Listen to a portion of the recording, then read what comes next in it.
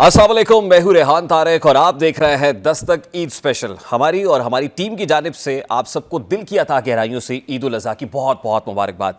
जैसे कि बड़ी ईद कुर्बानी, इसार, मोहब्बत और अतात इलाही का अजीम त्यौहार है जो हमें हज़रत इब्राहीम अलैहिस्सलाम की अजीम कुर्बानी की याद दिलाता है और ये सबक देता है कि असल खुशी अल्लाह की रज़ा है। बड़ी ईद महज एक त्यौहार नहीं बल्कि एक ऐसा रूहानी और समाजी पैगाम है जो हमें अपने अंदर इसार, कुर्बानी और दूसरों के लिए जीने का जज्बा पैदा करने की दावत भी देता है। इस दिन मुसलमान सुन्नत इब्राहीम अलैहिस्सलाम पर अमल करते हैं, कुर्बानी देते हैं और अपने रब की रज़ा हासिल करने की कोशिश करते हैं। ये वो दिन है जब घरों में एक ख़ास खुशबू बसी होती है, चेहरों पर खुशी होती है और दिलों में शुक्र का एहसास होता है। बच्चे नए कपड़ों में खुश नज़र आते हैं, ख़ानदान एक दूसरे से मिलते हैं और मोहब्बतें फिर से ताज़ा हो जाती हैं। और इस ईद में मज़ीद रंग भरने के लिए मेरे साथ एक ऐसी शख्सियत मौजूद हैं कि मैं तेरा नाम ना लूँ फिर भी लोग पहचाने कि आप अपना तारुफ़ हवा बहार की हैं। आपका ताल्लुक़ उर्दू अदब से है। अब्बास ताबिर साहब, अस्सलाम वालेकुम। वालेकुम अस्सलाम। सबसे पहले तो बहुत बहुत शुक्रिया, आपका शुक्रिया। Thank you very much for being with us. आपने हमारी ईद को चार चांद लगा दिए हैं। बहुत शुक्रिया। ईद एक ऐसा जज्बा है, ईद तो खुशी है ना जी। जी हाँ। और खुशी जो है वो कहते हैं कि बांटने से बढ़ती है, तो हमारी असल ईद आज हो गई है सर। बहुत शुक्रिया जी। ईद कैसी गुजरती है सर? बचपन में तो बहुत अच्छी गुजरती थी। बच्चे थे तो हमारी ईद थी, अब बच्चों की ईद होती है, हम उससे एंजॉय करते हैं, उनके साथ वक्त गुजरता है। कुर्बानी में तो फिर भी वो बड़ों की कंट्रीब्यूशन ज़रा ज़्यादा होती है ना, बच्चे जिद किया ज़ाहिर करते हैं। ज़ाहिर है, कुर्बानी वाली ईद है और कुर्बानी तो होती है उसमें। इन दिनों भी कुर्बानियाँ दे रहे हैं? देखिए, कुर्बानी लफ्ज़ निकला है कुर्ब से। कुर्बानी दिए बगैर नज़दीक नहीं हुआ जाता। हाँ, मेरा ख्याल है कि ये मतलब और ये मफहूम शायद आज से पहले इस डायमेंशन में नहीं देखा होगा कि कुर्बानी कुर्ब से निकला है। जी। आज तक कितनी कुर्बानियाँ दी हैं आपने अब्बास ताबिर साहब? देखिए, ज़िंदगी का मकसद ही यही है कि लोगों के करीब हुआ जाए। और मैं चूँकि शुरू से इंट्रोवर्ट आदमी हूँ और करीब होना चाहता हूँ, कोशिश नहीं करता, लेकिन उसमें ये हुआ कि लोग मेरे बहुत करीब आए और करीब आकर फिर चले भी गए। इसलिए अब जो है वो जो कुर्बत बहुत ज़्यादा बढ़ गई होगी ना। वो किसी ने कहा ना कि बहुत नज़दीक आते जा रहे हो, बिछड़ने का इरादा कर लिया क्या? बिछड़ने का इरादा कर लिया क्या? अब बहुत करीब होना जो है वो भी एक जुदाई का आगाज़ होता है, तो चले जाते हैं लोग। आपकी मौजूदगी का फ़ायदा उठाते हुए आज हमने आपसे तो बहुत सारे अशार सुनने ही हैं और फिर हमारे इस प्लेटफॉर्म की वसातत से जो लोग पाकिस्तान में और जो पाकिस्तान से बाहर हमें देख रहे हैं, यकीनन वो भी मुस्तफ़ीद होंगे। हाँ, तो आपने कुमार विश्वास के बारे में कहा था कि कुमार बोल रहा हो तो गौर से सुनिए। हाँ, हमारे यार में हिंदुस्तान बोलता है। बिल्कुल ऐसा ही है। तो आप में तो पाकिस्तान बोलता है।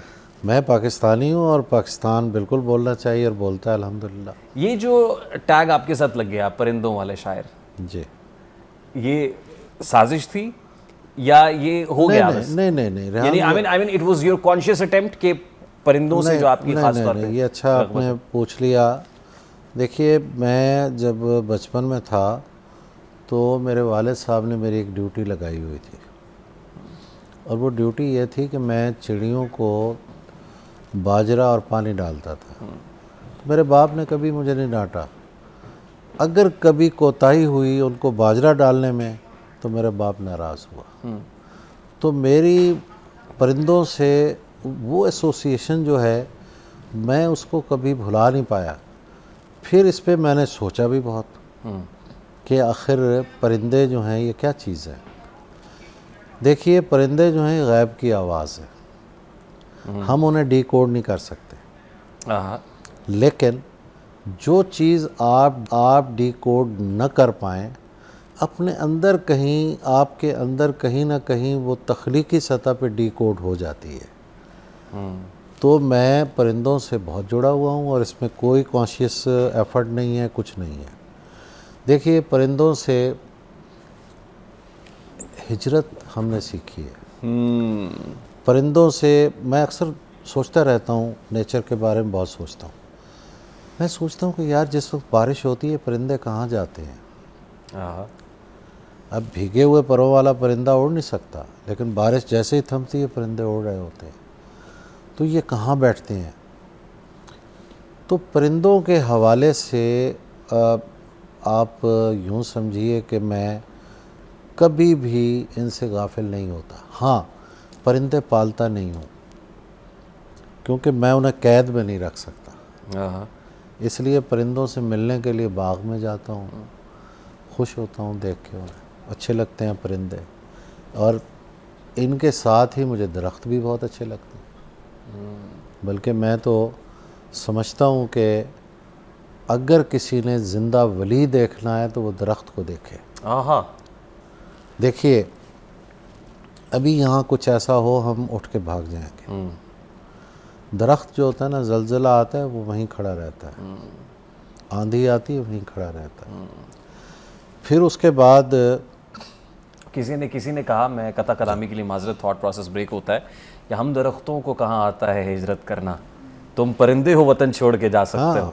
दरख्त तो खड़ा रहता है अपनी जगह। बिल्कुल सही है, दरख्त छोड़ के अपनी ज़मीन नहीं जाते। ये इरफान सिद्दीकी ने भी ये बात है। लेकिन मैं दरख्त के कई और एस्पेक्ट्स हैं, उन पे मैं बात करना चाहता हूँ। हमारा कोई एक रूठ के चला जाए, हम कितने तड़पते हैं। कोई आपके वजूद से पैदा होने वाली कोई चीज़, कोई बच्चा बच्ची चले जाएं तो हम, ज़िंदगी हमारी तबाह हो जाती है। दरख्त के वजूद से लाखों पत्ते उगते हैं,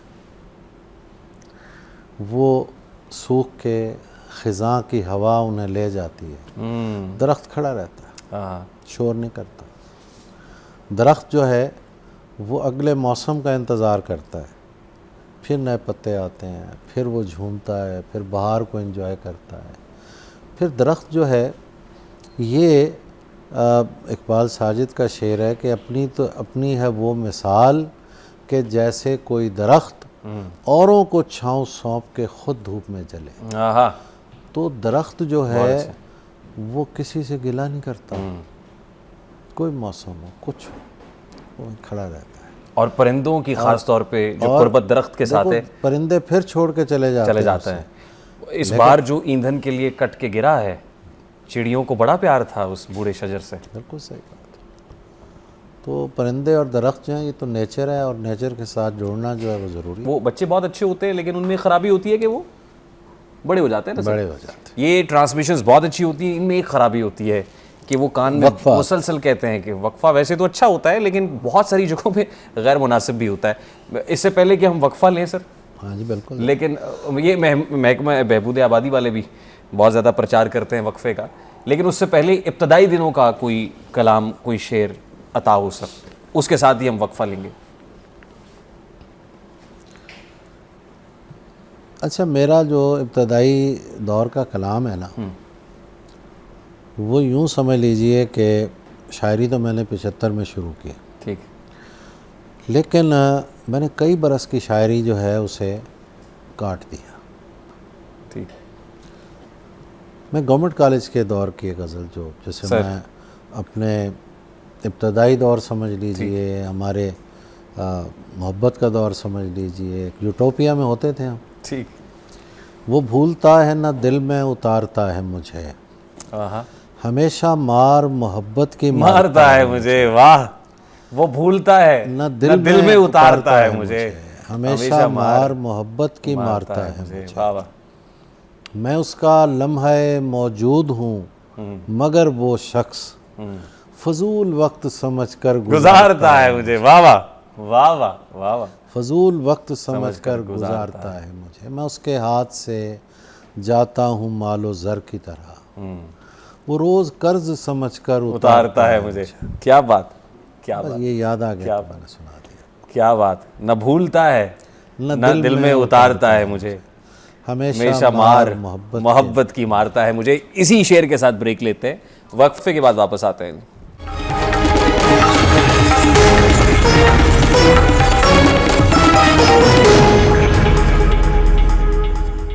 welcome back after the break. Rahat Indori साहब का जिक्र अब्बास ताबिश साहब ने गुफ्तगू में किया था, तो मुझे राहत इंदौरी साहब के चंद अशार याद आ रहे हैं कि बीमार को मरज़ की दवा देनी चाहिए, ये असल लफ्ज़ भी मरज़ ही होता है। फ़ैज़ा मरिज़ तू फ़हुआ यशफ़ीन, बीमार को मरज़ की दवा देनी चाहिए, मैं पीना चाहता हूँ पिला देनी चाहिए। यहाँ जिक्र कॉफ़ी का हो रहा है क्योंकि हमने भी कॉफ़ी मंगवाई है।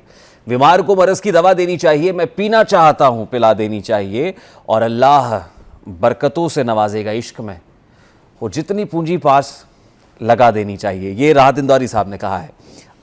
राहत इंदौरी साहब आपके बहुत अच्छे दोस्त थे, बड़ी मुलाकातें हैं, अल्लाह ताला उनकी मग़फ़िरत फरमाए। मिस करता हूँ उनको बहुत। हम भी बहुत मिस करते हैं सर, लेकिन क्या है कि उनकी शायरी ज़िंदा है, हमारे दिलों में ज़िंदा है, हम उनका जिक्र करते रहते हैं। तो वो जितनी पूंजी पास लगा देनी चाहिए, ये राहत इंदौरी साहब के सोचने का अंदाज था कि अल्लाह बरकतों से नवाजेगा इश्क में, वो जितनी पूंजी पास लगा देनी चाहिए। क्या अब्बास ताबिश साहब भी इश्क के बारे में ऐसा ही सोचता है? देखिए, इश्क जो है ना, ये तो डिवोशन है, केयर करना है किसी की। आप किसी की केयर करें और करते चले जाएं, ये इश्क है। लेकिन हमारे यहाँ क्या है, हम कहते हैं किसी को आई लव यू, महज इसलिए कहते हैं कि वो फ़ौरन कहे आई लव यू टू। अगर वो नहीं कहता तो हम उस पर तेज़ाब फेंक देते हैं, इश्क ख़त्म हो गया, वो प्याज इश्क।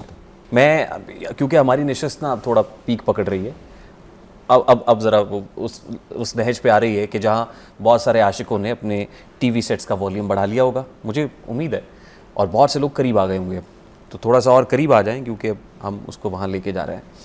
तो आई लव यू बेमानी कर दिया आपने आज।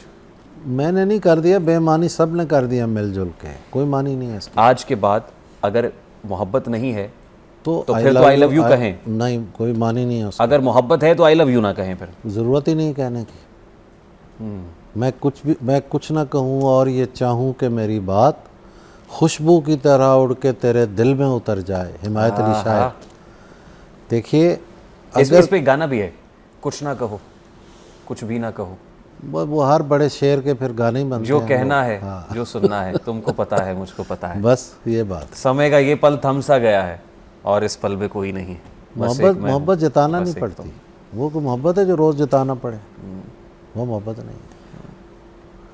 मोहब्बत जो है, अगर है तो गालिब ने एक ख़त में लिखा था कि हम मुग़ल ज़ादे जिस पे मरते हैं उसको मार रखते हैं। और फिर मुनीर नियाज़ी ने एक नज़म कही कि हिलाकत खेज़ है उल्फत मेरी, हर सांस खूनी है, इसी बायस ये महफिल दिल की कब्रों से भी सूनी है। उसे जहरीली खुशबुओं के रंगी हार देता हूँ, मैं जिससे इश्क करता हूँ उसी को मार देता हूँ। वाह। तो मर के मार रखना अगर आता है तो इश्क करो, बाकी सब ठीक है। ऐसा कहानी है। शायर जो होता है, जो पुख्ता शायर होता है, मैच्योर शायर, वो किस स्टेज पे मैच्योर होता है? मोहब्बत वाली स्टेज पे होता है, इश्क पे होता है, या फिर वो जज्बो मस्ती की कैफियत होती है? नहीं, देखें, ये कोई मैथमेटिकल काम नहीं है। मैं समझता हूँ कि इश्क जो है ना, बाज़ औक़ात हम कर रहे होते हैं, हमें पता ही नहीं होता कि हम इश्क कर रहे हैं। वो कहते हैं ना कि सौदा जो तेरा हाल है इतना तो नहीं वो, मिर्ज़ा रफ़ी सौदा का शेर। ठीक। क्या जानी है तूने उसे किस आन में देखा। हम साथ रहते हैं, एक लम्हा होता है, एक नज़र पड़ती है किसी पे और पता अंदर तक कुमकुमे रोशन हो जाते हैं कि यार इससे तो हमें इश्क है। 25 बरस हम इससे मिलते रहे, हमें तो कैफियत ही नहीं पैदा हुई कभी। तो शायर जो है, ये कोई शऊरी काम नहीं है कि इतने घंटे मोहब्बत करनी है और कैलकुलेटेड नहीं है। नहीं, कतई नहीं है, लेकिन ज़रूरी चीज़ है। मैं फिर वही जुमला दोहराता हूँ कि इंसान होने के लिए मोहब्बत करना बहुत ज़रूरी है। लोग मोहब्बत का दावा बहुत करते हैं, करते नहीं हैं। अंदर देखें, एक गैप होता है उनके, उसको फिल करना चाहिए उन्हें मोहब्बत से, लेकिन वो फिल नहीं करते। नारे लगाते। एक ज़माने में मोहब्बत जीत जाती है, मोहब्बत हार जाती है, मोहब्बत ये होती है, मोहब्बत ये नहीं होती, ये मजमूआ के नाम होते थे शायरों के, जिनके को 50 मजमूए, 80 मजमूए। किधर मोहब्बत मर गई होती यार। कोई मोहब्बत में किसी ने शेर कहा हो, वो शेर मर सकता है? नहीं अमर मर हो सकते, गया वो तो, नहीं मर वो सकते। तो अमर हो गया। अगर उनकी ज़िंदगी में ही वो बातें जो मोहब्बत के खोखली बातें, खोखले लफ्ज़ मर गए हैं, तो भाई मान लो मर गए हैं तुम्हारे होते हुए, मोहब्बत करते तो ये इस अंजाम को ना पहुंचते। जी तो नहीं चाहता, लेकिन क्या कहिए कि रस्म दुनिया भी है, मौका भी है, दस्तूर भी है। तो छोटा सा तवक्कुफ, वक्फा लेते हैं, वक्फे के बाद वापस आते हैं।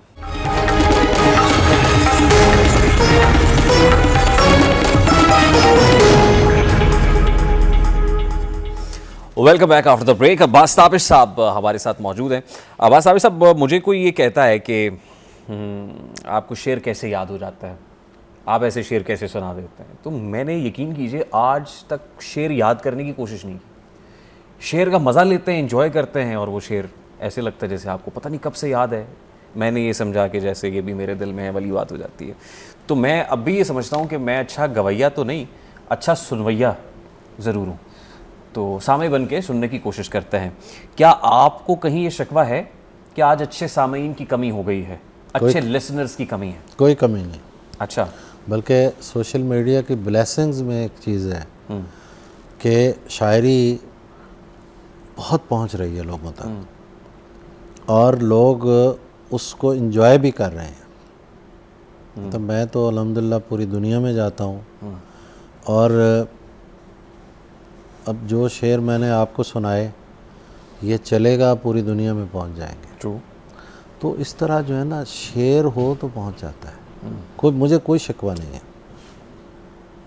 अच्छे और बुरे का फ़र्क जो है, हाँ, आपको लगता है कि वो खुद ब खुद हो जाएगा। डिफ्रेंसिएशन हो रही वो होती तो है? वक्त के साथ साथ होता चला जाता है। वक्त के साथ वक्त बड़ा जालिम है। देखिए, मैंने एक डॉक्टर सुहेल अहमद ख़ान थे, बहुत बड़े स्कॉलर थे, नक़ाद थे। मैंने उनसे पूछा कि शायरी और गैर शायरी में क्या फ़र्क है।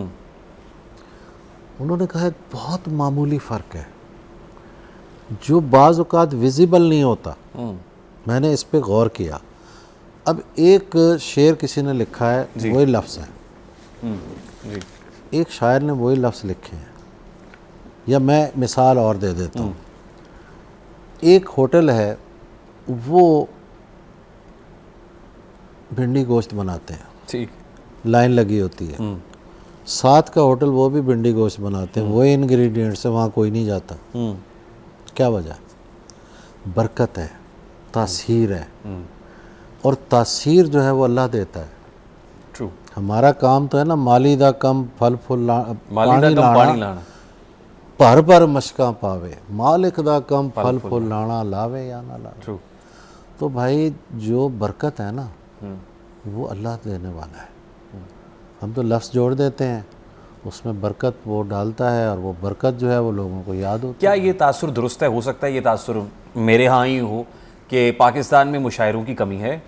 हमारे हमसाया मुल्क में बहुत मुशायरे होते हैं, और वहाँ बड़ी तादाद में मुशायरा सुनने वाले और मुशायरा पढ़ने वाले, जो मुशायरा लूटने वाले शोरा है, वो वहाँ हैं। हमारे यहाँ कमी है। नहीं, मैं ये बिल्कुल दुरुस्त है। अब बात यह है कि वहाँ मुशायरा करवाता कौन है, पहला सवाल ये है। अच्छा। मैं कोई 8-10 दफ़ा गया हूँ। पॉलिटिशियन जो होता है ना, अपनी कॉन्स्टिट्यूएंसी में अपनी प्रेजेंस के लिए कुछ ना कुछ करता है। हमारे यहाँ नहीं करते, वहाँ करता है। अब उसके पास दो तरीके हैं, या तो वो किसी बड़े सिंगर को बुलाए, उसके लिए बड़े पैसे चाहिए, ठीक, या फिर वो मुशायरा करवाए। मुशायरा उसका 10-15 लाख में हो जाता है, ठीक। और पूरी कॉन्स्टिट्यूएंसी के लोग आके मुशायरा सुनते हैं और खुश नहीं, लेकिन वहाँ सुनते भी तो है ना सर। यहाँ पे सिंगर को बुलाएंगे तो सुनने के लिए आएंगे ना। मैं अर्ज़ कर रहा हूँ कि यहाँ हमारे पॉलिटिशियंस जो हैं वो अदब की सरपरस्ती नहीं करते। ठीक। करें तो कितना ही अच्छा हो, करवाएं मुशायरा, क्यों नहीं करवाते? क्या आपको लगता है लोग आएंगे? बेशुमार लोग आते हैं मुशायरों में। मुशायरे में यही तो कमाल हुआ ना यहाँ, कि पहले लाहौर में अगर किसी मुशायरे में कुछ 100 बंदा भी आ जाता था ना, तो हम समझते थे बड़ा कामयाब मुशायरा है। अच्छा। अब अलहमरा में जब मुशायरा होता है तो भाई जगह नहीं होती। अभी फैसलाबाद में हमने इश्काबाद का करवाया, जश्न जॉन एलिया, किस तरह लोगों को हमने वापस भेजा हमें मालूम है। सोशल मीडिया ने कहा, सब लोग आ गए। तो लोग सुनना चाहते हैं और अच्छे शेर को साथ लेके चलते हैं, एंजॉय करते हैं। मैं वैसे आपसे ये पूछा जा सकता है कि वैसे कितने के पैसे ले लेते हैं आप मुशायरा पढ़ने के? मुझे जितने कोई दे दे मैं ले लेता हूँ। ज़्यादा से ज़्यादा आज तक कितने मिले हैं? ज़्यादा से ज़्यादा, ज़्यादा से ज़्यादा चले, कम से कम नहीं पूछते आप, ज़्यादा से ज़्यादा मैं ज़्यादा से ज़्यादा बता देता हूँ जी। मैंने ज़्यादा से ज़्यादा 15 लाख रुपए लिए एक मुशायरा पढ़ने पिछले साल जी। और मुल्क में या मुल्क से बाहर? ज़ाहिर है इतने पैसे मुल्क से बाहर बैरून नहीं मुल्क। जी। ठीक। वक्त का, असरे हाजिर का आपका पसंदीदा शायर कौन सा है? मेरा पसंदीदा शायर गालिब है। कौन है? गालिब। गालिब नहीं, मैं असरे हाजिर की बात कर रहा तो हूँ। वो भी असरे हाजिर का, वो कौन सा गुजरा हुआ शायर। देखिए मैं फिर दोहराता हूँ, ये मैराथन है। हाँ। उस मैराथन में मीर भी दौड़ रहा है, इकबाल भी दौड़ रहा है, गालिब भी दौड़ रहा है, हम भी कहीं पीछे दौड़ रहे हैं। देखिए जो शायर सफ़े हस्ती से मिट जाए, जिसका कोई शेर ना हो, वो तो आप कहेंगे यार वो तो गया। वो भाई जो उठते बैठते जिनके शेर हमसे टकराते हैं, हम वो पढ़ते हैं, मैं कैसे कह दूं कि गालिब मेरा हम असर नहीं है। गालिब तो मेरा पेश रो आगे भाग रहा है भाई, हम उसके पीछे पीछे चल रहे हैं। जॉन एलिया के बारे में क्या कहेंगे? जॉन एलिया बहुत अच्छे शायर हैं। जॉन एलिया का कोई शेर जो याद हो आप? जॉन एलिया के शेर बेशुमार शेर याद। कोई एक जो आपके दिल के करीब हो? दिल ने डाला था दरमियान जिन्हें, लोग वो दरमियान के थे ही नहीं। हाँ हाँ वाह वाह। इसीलिए मैं कहता हूँ कि दो दोस्त जो हो ना, उनकी लड़ाई हो या दोस्त हों तो उनमें कोई खातून नहीं होनी चाहिए। ये मशवरा है? मशवरा है।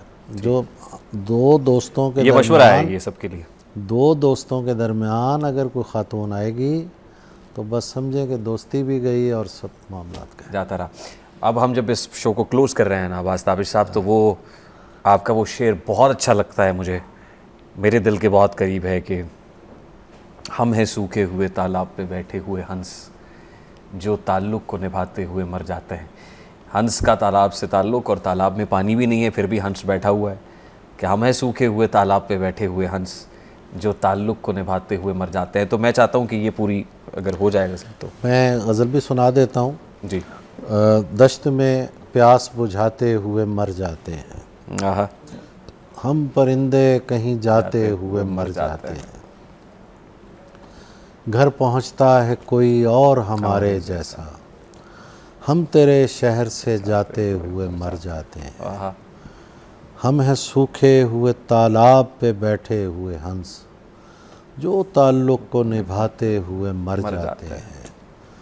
किस तरह लोग चले जाते हैं उठकर चुपचाप, हम तो ये ध्यान में लाते हुए मर जाते हैं। मुकर्रर से किस तरह लोग चले जाते हैं उठकर चुपचाप, हम तो ये ध्यान में लाते हुए मर जाते हैं।